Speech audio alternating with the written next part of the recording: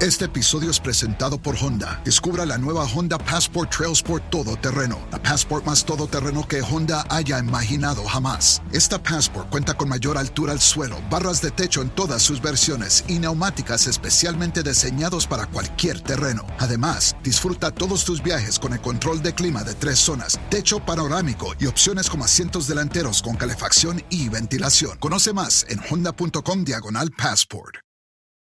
More rewards, more savings. With American Express Business Gold, earn up to $395 back in annual statement credits on eligible purchases at select shipping, food delivery, and retail subscription merchants. Enjoy the benefits of membership with the Amex Business Gold Card. Terms apply. Learn more at americanexpress.com/business-gold. Amex Business Gold Card. Built for business by American Express. Hello and welcome to It Doesn't Work That Way with me, Kalisha Zachery. And me, Kachelle Zachery. How you doing, best friend? I'm doing very good. How are you? I'm great. You want to know? Because you want to get it out. I do. Go ahead, get it out. Whenever I'm down, there you go. I call on you, my friend. Hey, in my time of need, so I'm calling you now. Shout out to Brandy and Ray, because Ray J was in that video. He was. Remember Brandy's album? Do you remember Brandy's album? Baby, 1996 or 7, was it 96 or was it 95? That album, y'all, I Want to Be Down. Go and listen to that album wherever you can get it. If you had, I was in middle school when that album came out. I Want to Be Down. It was 94. 94. I was like 94 and 95. I just remember everybody doing. Friends may come and friends may go, but you should know that I've got your back. It's automatic. Shout out to Brandy. Shout out to the Brandy. Vocal Bible. And shout out to Spider being on this episode. Come on, Spider. Thank you for that 1994. That was my pleasure. Yes, sir. That was, oh man, that was such a good album. It was. That's about to be what the roll home in. Come on, you're going to go down memory lane. Mm-hmm. I like it. I do too. I'll leave on this. I was digging I Want to Be Down. I was. Be down. Then when she flipped it up on us. With what? The remix. About yay short, about yay tall, about so big, about so small, about this length, about this width, about this flow, about this gift. Oh, with Queen Latifah. Who all was on that remix? Queen Latifah. Shout out to Dana Owens. Yes. Can we stop at Dana? Can we stop at Queen Latifah? Give it to him, Queen. You got it. I don't even know if the Queen will ever hear this episode. She may. But give it to her. Put it out there in the ether. But I Put it out there. have to give you your flowers. Yes. You have been such a creative inspiration from your positive music platform. You were really promoting unity. I love the way that you stick up for yourself and just black women, period. Who you calling a bitch? That's what she said. She said, do you remember you was UNITY. trying to redo her outfit? I do, for the fur. Yes. It was like, I think it was either the 90s, the 1990, whenever she came out with, I can't remember. But yes, I've had my Queen Latifah inspirational moments, but I do want to say thank you. I have been very inspired by your journey. She's on your coffee table art book. She is. I have been very inspired by your creative journey in the industry, from music to film to television. You are truly, truly like someone that I go back to and I reference. I appreciate your artistry in this space. And I appreciate how you have maintained that level of just positive energy. You ain't hearing Dana Owens' name and no foolishness. You Give just it not. to him, Queen. And she made good films. She does. The Holiday, I had to watch it over the holiday with my mom. It was just so cute. Yes. But yeah, I just appreciate good music, musicals. She was in Chicago. She was. Yeah, she played Big Mama in Did she Chicago. get nominated for an Oscar? I think so. Yes. Yeah. She was in Chicago.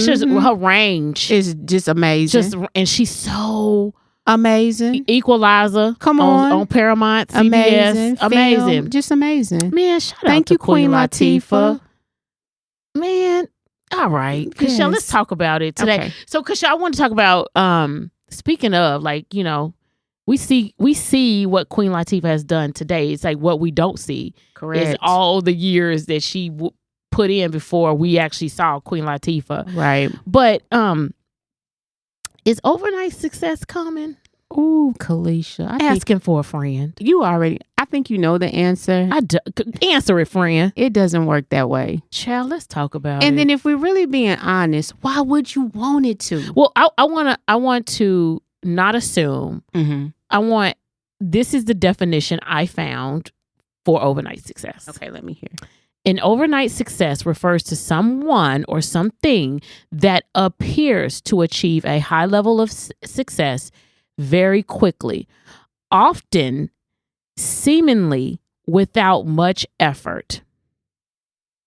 But in reality, I said through line, right? Mm-hmm. Usually involves a long period of behind the scenes work and dedication that is not readily visible to the public. Essentially, it's a myth that success can happen instantly without significant prior effort. Yeah. I love that you define that just so we can level set like what we're really talking about. Because I really want to talk about it because of the viral age that we're in right now. I agree. This era that we exist in is very interesting. And I was having an amazing conversation yesterday and with another creative. She's super dope. And so I was just like expressing to her, like, everyone is so eager to experiment. Like, it's the age of experimentation. Anybody's willing to experiment with anything, but nobody's willing like to study the consequences. And so I feel like we don't really know what we're in store for because everybody wants to play with experimentation, but then what's the consequences of that thing that you're experimenting with? Right. That's why they usually do it in labs. Friend, that part. Okay. And so I feel like with this viral age and with this era that we live in where everyone wants to prop up perception and they want you to believe that, you know, there's nothing really going on behind the scenes, or they actually want something without doing the hard work. They just want the end result.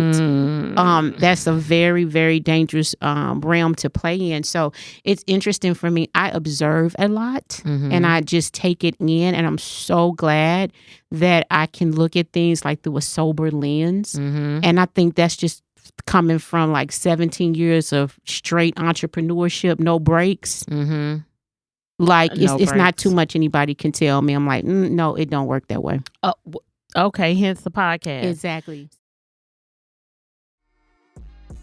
Nobody does it better than the WATZS Podcast Network. Thank you for listening. It Doesn't Work That Way podcast is sponsored by Frame of Reference. The series explores the vulnerable and often hectic lives of a close group knit of friends and provides a truthful evaluation of how fear and past misfortunes can define our present point of view. You can stream season 1 of Frame of Reference on the Roku channel, Tubi TV, or Prime Video. You know, when you think about overnight success in the viral age, I looked this up too. So let me do this because I want to kind of do a compare contrast between the two. Okay. It refers to someone or something that gained widespread fame or popularity seemingly instantly, often through a single viral video, social media post, or trend on a platform like TikTok, where a large audience can be reached rapidly, giving the perception of immediate success. There go that perception again. Despite the underlying work that might have been put in beforehand. Essentially, it's a quick rise to prominence thanks to the power of the internet. The internet is an interesting place. It really is. I love the internet sometimes. The internet is an interesting place. It is very unforgiving. It's very brutal. It's very critical. It is. It's very harsh. It can be very hateful. It can be very damaging. It could be it just has a lot of, it appears to be like negative again. We're not studying the consequences. The consequences, right? Yeah. So you can go viral, right? Right. Which is not a bad thing. But it's like, I guess you want to get back to the root of it. Like, what does it really mean for you, right? And if it does take you, it's just you're just being more exposed to all these things that I just outlined.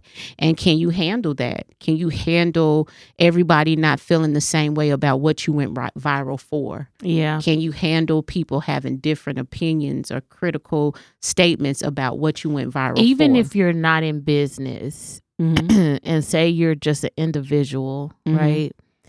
And you put something out there and people begin to tear it apart. I think it can be very damaging mentally. If you're not strong enough. I mean, I don't think a lot of people are. I think we have a mental health crisis in this country. I agree. And I seen a recent study, I believe you shared with me, where they took a group of teenagers and they took their smartphone devices and they could not have them for 21 days. And when they started it seemed like a documentary of some sort, but when they were talking to them, like out on the 22nd day, you know, I think it was around day 14. I think day 14. Thank you for that. They were saying, I sleep better. I don't have anxiety. I can, they were that was the one, because they were like young, very young. They look like they were like middle school age. About? Middle school age. It's interesting, right? And so for them to say, she said, one young girl said, I ride my bike more. I'm outside more. I sleep better. I don't have anxiety. These are children. I can't imagine adults. Right. And then letting alone like you use your profile, online social media profile, to generate revenue. That is like a double. That's kind of pressure. Oh my God. Because now it's like, can I stop? Because this is how I'd make money. So I guess is going viral sustainable? I don't think so. I just think like, I don't think so. I think when I see a lot of things, I'm a strong observer. So I observe a lot. And I see certain people's Instagram pages, and they're kind of posting like the same type of thing over and over and over and over, and it kind of has the same theme, and it kind of like it all looks the same, and I'm just like, how sustainable is this for me to watch you clean your house? Or how sustainable is this for me to, how sustainable is that? And, or eat in your car? Yes, or you're eating in your car and you're eating Wendy's again. I don't get it. Okay. I do not get it. So in the viral age, I guess you got to ask, what people are trying to go viral for. I could see if it was natural. Like if it just naturally caught on and got into the world and it just went viral naturally. Sometimes. And you didn't even intend for that to happen. You just put it out there and it just took on a life of its own. So great. You're saying that a lot of people people's attempt at going viral is intentional. Yes, I believe that. One thing that makes me sad is I can be at a restaurant and I'm having brunch and we don't have our cell phones like in our face.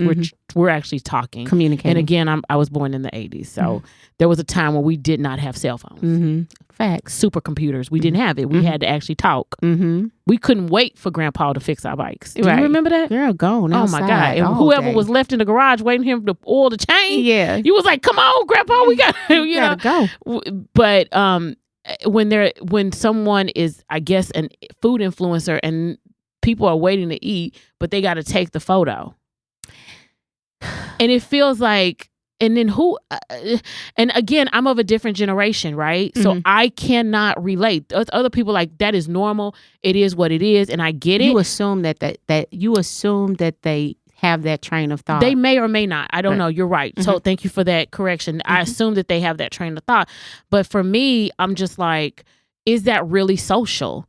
Is it really, what are you doing? If maybe Instagram is really truly now just a marketing place. Well, I think it's always been that. Has it? Because before it used to be just nice picture. People would post but I don't know. I think that it's always been that. Okay. It has been a form of that.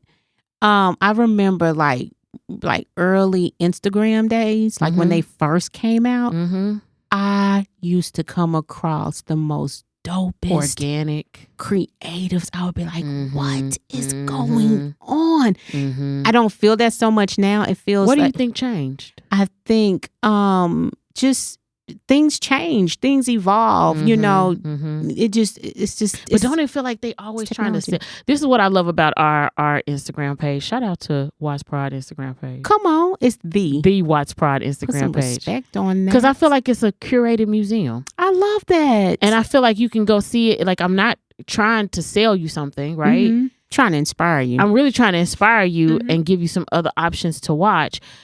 I feel like the reason why those young people may have felt that way, the ones that went through the experiment it may of have taking felt the phones. anxiety or whatever because they were having to keep up with something.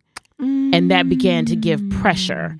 And then that's the version of success now is like, how many followers do you have? You know, who liked it? Who did what? And I'm not talking about in a professional capacity. I'm talking about not like you have a contract and you need to do X, Y, and Z because you need to adhere to that if that's what you signed as a marketing influencer or whatever. But just for people who just are there and they're just consumers and then they become wrapped up in this world. And I feel like there should be two different ecosystems, like people who do this for a business and then people who are just there to observe, right? But that's still taking place. That's It still is, happening. But I feel like we need to be able to I mean, it could be conversations being had, but I feel like we need to be able to ground that. I think the way you get grounded from it is being able to disengage. I think if you're in it too much, detox. Yep, it's a real thing. I feel like if you're in it too much, you can't really see because you're so immersed. You're Sometimes in a bubble. you have to come out, right? What does that look like? It looks like saying that it looks like that 21 days. For 21 days, I'm not touching it. You know what I'm saying? It looks like you taking longer walks, being outside more, engaging anything that does not require for you to engage that particular thing. But how do we talk about overnight success when in the industry, in the realm of talent or whatever that is? How it, you know, because some of that, it translates from what they see socially, and then when they try to incorporate that in real life, they think that's it. They think it works that way when it really doesn't work that way. And I think I'll be back at Brother Washington again. He was giving some acting advice, and he was like, "Put down the phone, don't pick it up, leave it alone, don't even watch, because it doesn't work that way." I think when it comes to talent and even producers who want to grow as producers and writers who want to grow in the industry as writers, actors, etc. I think it's about consistency. Outside of the bubble. Okay. I think it's about consistency. I think it's about building a network, building your authentic network. And I don't want to say I hate the word network or networking. You don't hate the word. I don't, but do you feel like the word's been hijacked? I feel like it's been hijacked, and I feel like it's always a with 'em. Oh, what's in it for me? I feel like, can it just be like, oh, I know you, great, and then that's it? And if it turns out to something, it turns out to something, but it may not. Who's selling the with 'em? I think people come to the with 'em when they go to networking things, and you know, like if you're an actor and you're really trying to make your way up in the industry. Authentically, you could be trying to get with folks because you think they could do something for you. Okay. And that's the with them. What's in it for me? You know, and they're looking at you like, well, what's in it for me? And the collaboration is not necessarily there, right? It's not about that because everybody's trying to get to that next level. But it go back to your intention, and that's season 1, you know, like wow, of the show, season 1. It doesn't work that way, but why are you in this? Why are you wanting to be whatever it is that you want to be in this industry? Is there anything wrong with wanting overnight success? I'm not going to say wrong. Is there any red flags for wanting overnight success? I have some red flags. Can you handle any it? concerns? Okay. Can you handle it? Could you handle it? Could you handle it if everybody knew your name? I'm not interested in it. Could you handle it if you got it's NFL athletes that get major contracts that go broke? Could you handle it? Are you ready for that? Have you prepared for it? Do you really want the publicist? Do you really want that? Do you really want that world? Do you really want a manager? Do you really want somebody telling you what to do every day? Is that really what you want? Or like can you handle it? So is it that people have their own perception of what overnight success looks like? So I guess if we go root cause, what does success look like to you? And that's individual. Right. And if most people deep dive, they're already successful. They just don't realize it. If you say, I want to be an actor, And you're acting. you can take the want and throw it in the trash. I'm acting. You're successful. Then you go, so that's a level of success. Then you go to your next thing you want to do as an actor. Well, I want to work on a Kachelle Zachery set. Okay, did I apply for the set? Do I know stuff like that? And I'm only going to shout you out because I feel like you do very well I don't feel like I know. You do very well creating a collaborative environment that I believe any emerging actor or even Denzel Washington you better would appreciate. Speak. Denzel, before you retire. come on, sir. We got a couple projects. We will write you in, exactly. sir. Talking about take it to another level. No doubt.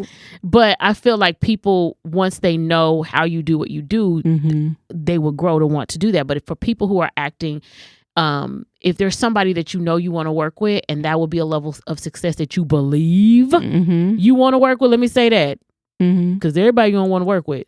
But if you believe you want to work with them and that is what you think is the next thing for you, then you work towards that. And then once you achieve it, that is, you've been successful. So what's the driver? What's the driver to make people think that overnight success is common?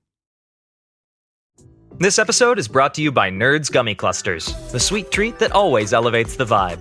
With a sweet gummy surrounded with tangy, crunchy nerds, every bite of Nerds Gummy Clusters brings you a whole new world of flavor. Whether it's game night, on the way to a concert, or kicking back with your crew, unleash your senses with Nerds Gummy Clusters.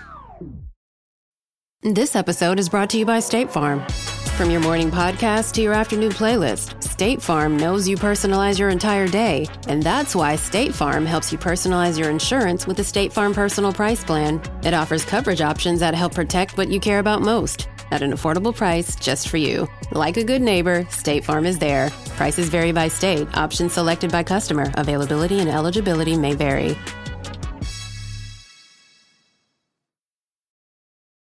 By Far the Dopest Version is a bi-weekly podcast hosted by J.M. Knighton. This show aims to provide insights from a male perspective on topics such as fatherhood, cultural discussions, art, and significant news events, while also sharing his personal beliefs and viewpoints. The podcast seeks to foster meaningful conversations that delve into cultural and societal norms, everyday experiences, and themes that are often overlooked. Listeners can anticipate moments of laughter and tears, high energy levels, personal connections, and a love for the journey of becoming, by far, the dopest version. It's what they see, that we never show the struggle. To your point, I think in a later episode you talked about we never saw Michael Jackson preparing for Thriller. We didn't. We just saw Thriller. And even now when I see clips of him in the rehearsal for Thriller, it's like it's mind-boggling it's to me. amazing. Yes, because you know in he that had era, on the jacket. That part. He was wearing the jacket all day. But Just even so seeing him cool. in the rehearsal studio preparing for Thriller, I didn't get to see that till in the 2000s. Exactly, but and it came out in the 80s. That's what made Beyonce's Coachella performance on Netflix. I felt like that's what made it even better. Because she showed all the work that went into it after having twins. After having the twins. And she, yes, I feel like that made it better because it was like, she was like, I'm hungry.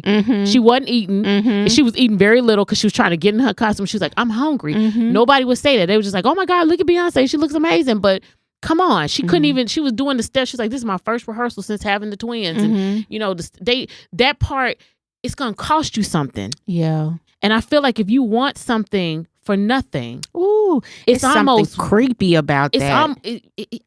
I was going to say wicked. It is. That would be the perfect terminology, to want something that you have not worked for. How it's almost like you're fraudulent. I would look crazy going into a meeting about something I don't know about, right? I'm not even in the industry. It's like if I'm in an oil and gas meeting. What? And I'm sitting there acting like I know everything, and they like, oh, I want an oil and gas check. I don't know nothing about oil and gas. Hello? Yeah, I need to go learn. There's something creepy about that. to really like want something that you haven't put sweat in, equity in, time in. Think about the girl who ideas. went viral with the Hawk 2.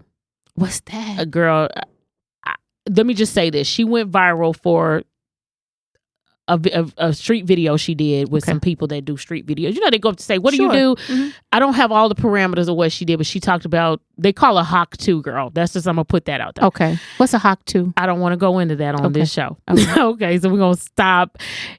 Google it. Okay. But whoa. Don't Google it. Ooh, thank you for that, Spider. Spider said don't Google it. Okay. Don't Google it. Okay. Don't do it because it may come up all kind of crazy stuff. Anyway, she went viral and then she had a Bitcoin or something. And I believe I'm not into Bitcoins. I don't know anything about it, but I believe like there's a case open with the SEC. Like people got scammed out of money allegedly. And she went viral and people thought she was the expert on cryptocurrency. It doesn't go work that way. It doesn't. So it's like no one vetted that. So you're moving off of popularity, off of vetting, off of facts and circumstances. We have to do better. So she went she went viral for this Hawk 2 and then that turned into her trying to go viral again, or her trying to capitalize on this overnight success. So she I don't created think her own Bitcoin. Correct. But I don't think she was in the Bitcoin business before she created a Bitcoin. I feel like she was like, oh, I got a hit. I done got people that know who I am. And now I'm this foremost expert on whatever. Right. And I feel like that is not the pressure of trying to sustain going viral turned her into a fraudulent Bitcoin business. Allegedly. So because I don't have the details, I say allegedly. I don't know. And I know it'll all come out in the wash because, you know, I mean, if it's a government case, they're going to find out what they need to find out. You know, these are people's hard-earned money. You know, they probably went into it thinking, oh, you know, there's a level of fandom here. There's a level of she's recognizable. And so that's enough for me to invest in her crypto business. Exactly. And on that note, well, but I have to say this, Kachelle, as we wrap out, because we have to give the keys, right? Let's give them. I love our keys. But let's as a whole, whether you're business or personal, let's really focus on sustained success. Yes, and that requires consistent effort. Yes, dedication. And a deep understanding of what you're doing. I agree. And I think I like that, Kalisha. I like that key because I think it's important to me I think enough people are not posed the question, is this sustainable? At some point, you're going to get tired. You're going to be like, I can't do this anymore. This is no longer sustainable. How many times can I dance on a TikTok video? You know, like how does that work? I have to say this too, though. And let me say this. I believe in the age of the social media and the internet, I believe we have uncovered, this is a good thing about it, potential filmmakers. Totally. That didn't know that that's what they were. I would agree. And I feel like if they take that talent and capitalize on it and really dedicate effort and time to it, not trying to go viral, just trying to just having to sustain and enhance their creativity, they'll go somewhere. It'll go somewhere. It will literally go somewhere. And for those that are in the industry that are not internet viral famous, and you're like, how in the world did this internet star get agency? Don't go off of that. Don't look at that. Don't be like, oh my God, how did they get to this place when I'm trying to get there this way? And they just they went viral and they're there and they don't have any credentials. They don't have the same credentials that I have. How are they there? Don't look at that. Okay. Everybody's journey is going to be different. Because some people can get there and then learn. Facts. And create great art and do whatever it is. What I want to encourage people to do is patience is important because it allows for you to become the person and the leader that you are meant to be in whatever industry that you're in. I agree. And however you end up in that industry, if it's whether going viral or you're now find yourself in the Bitcoin industry, I'm gonna tell you what she about to learn now. If there's a case open against her, she about to learn how to do Bitcoin right. So and hopefully there's no jail time with that, but then she can turn it around and be like, let me tell you, I know what not to do. Okay. So, and the people who were harmed in that, I pray that they're made whole, and that's what our justice system is supposed to do. But I just want to say patience is where it's at, because if you look at the stories, nothing changes. Bernie Madoff, he, come on. He overnight success. He on the cover of the NASDAQ magazine. He was a board member. His hustle was not overnight. But Kachelle, wait a minute. It wasn't real. It wasn't real, but his hustle was very methodical. But it was very methodical. But if you look at the documentary, it all came out in the wash. But it was kind of like overnight. This guy was like, who is this guy posting these type of returns? Okay, that's fair. Right. And that guy, shout out to that guy. Because he was like, this is impossible. He said it was mathematically impossible. Shout out to the people that see what's really happening. And okay, I'm serious. I am too. Which is why, so in your key for patience, even if, let's say, you go viral, you have this successful viral moment overnight. I do believe in one's journey, they are going to have to face the fact they're going to have to slow down. You're going to have to slow down. Whether it was before the success or after. Something's going to have to bring you to a halt to be like, okay, let me assess all this. How can I handle this? How can I sustain this? How can I make this work for my best benefit?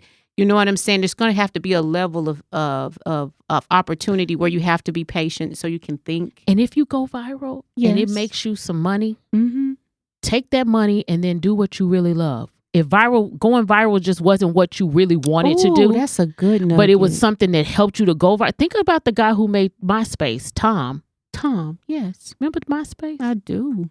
I think he sold that and went on and did his own, what he wants to do. I think it's photography or whatever. Wonderful. So what I'm saying is that if it's something that you built up to sell and it goes great and you can sell it and go back and do what you love, do that. If you go viral by mistake or if you go viral on purpose, and there is a study that's saying it's almost like trying to win the lottery going viral. My God. It doesn't happen to everybody. So it's like, maybe not try to go viral, maybe just try to give the best of whatever it is that you have to give. And if it just happens to take off. Exactly. Wonderful. And another key is take those necessary social media, even television breaks. Take those necessary breaks.